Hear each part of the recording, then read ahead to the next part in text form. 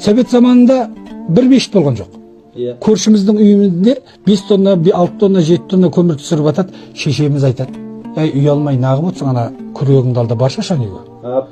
Ал енді қазір кім-кімге көмектесіп жатыр? Ал Қазақстанда 3000, 4000 мешіт бар, күнде уағыз айтып жатыр. Бір көршінің баласы келіп көмектеспейді ғой.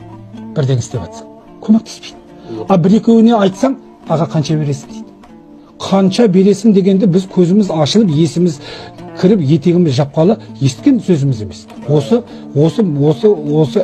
жақын соңғы 20 жылдың ішінде естіп жатырмыз сөзіміз. Қанша бересің аға? Масқара десеңші. Масқара ғой. Баяғы қазақи сенімнен айырылып бара жатырмыз, Мұхтаржан. Қазақи сенім деген не? Туған нағашым ғой. Қой сойыңдар, туған нағашым келіп жатыр. Туған женім ғой, туған апа жездем ғой, туған қыз күйеу ғой, туған құдашам ғой, туған женім ғой, туған бөлем ғой, көз көргенім ғой, ауылдасым ғой деген сөзді жоғалтып бара жатыр. Оны не үшін жазды? Мейірімсіз материалистер мекені мешітте деген. Не үшін шыққан? Пәленше қайтыс болып жатыр деді. Сол мешітте отыр еді. Сосын ол кім деп сұрады. Ол кім деп сұрады имам. Сөйтті: "Ол пәленше."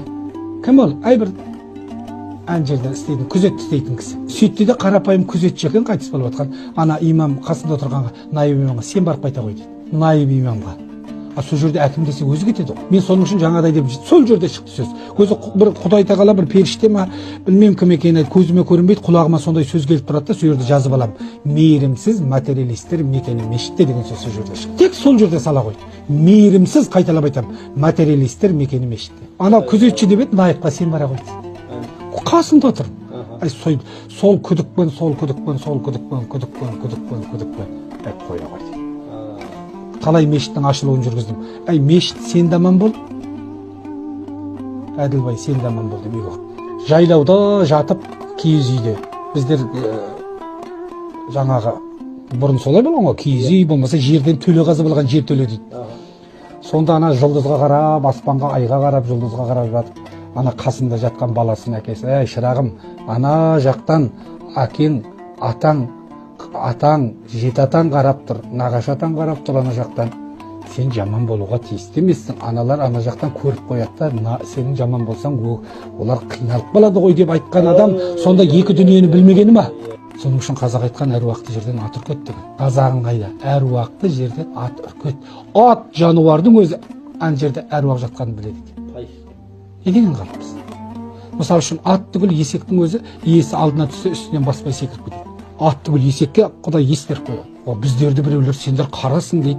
Қарасың деген сөз, сонда біздің хайуандай есіміз болмағаны ма? Біз қалай біреуден үйренеміз? Сонда не Құдайдың әділдігі қайда? Бізді кеміс қылып жаратып, соларға ақша төлеп тұрсын, дан төлеп тұрсын деп, оларды артық қылып жаратты ма? Біз содан айырылмай қайтадан сол жолға, қазақ жолға түссек, бізге ешқандай діннің керегі жоқ. Тек ана жаратушы, жарылқаушы, жасаған иеміз, Тәңірімізді ұмытпауымыз керек. Жаңағы мына молдалар айтады: "Иманды бол, иманды бол, иманды жоғалтпа." Айтып қақсақ келатыр. Дінге кіргізіп алып намаз оқыды да иманды бол. Қазаққа айтудың керегі жоқ. Бізде сенім болған. Қандай сенім болған? Ана жаратушының барын ұмытпағанбыз біз. Ана жақтан қарап тұр. Ата әжеңнің әруағы қарап тұрған ұмытпағанбыз. Соның үшін не? "Ой, әкемнің нағашысы келіп жатыр" деп жүгіріп барып қой сояды. Не деген сұмдық? Не үшін? Ана атам мен әжем қайын жұрты келіп жатыр, атам мен әжемнің, әкемнің нағашысы келіп жатыр, солардың әруағы назаланбасын деген сөз. Наразы болмасын, назырқамасын деген сөз. Не деген? Бұның бәрі неге жатады? Болған иманды бол деп айқайлауға жатпайды. Бұл мына қанмен, таза қанмен, сүйектің сұлтандығымен келген сенім. Ұмытылмайды. Қазақи сенімде болсақ, біз еш нәрседен жоғалтпаймыз. Қорқытатын бекер жатыр ма? Қобызды шығарған. Сол қобыздан бүкіл әлемнің контрабасы, виолончелі, скрипкасы бәрі сол Қорқыттың қобыздан шықты. Қаңлатамыз да. Мына сына жазудан не шығып тұр дейміз ғой, жазу шығып тұр. Не дейсіз? Сонда ана адамдар не ойлайтынын білмеймін. Арабтың, біздің тәртібіміздің, тәрбиеміздің, анаудың діңгегі арабтың діні дейді. Соны айтып тұрғанда, ана жердің астында жатқан атасы мен әжесіне күйе жағып отыр.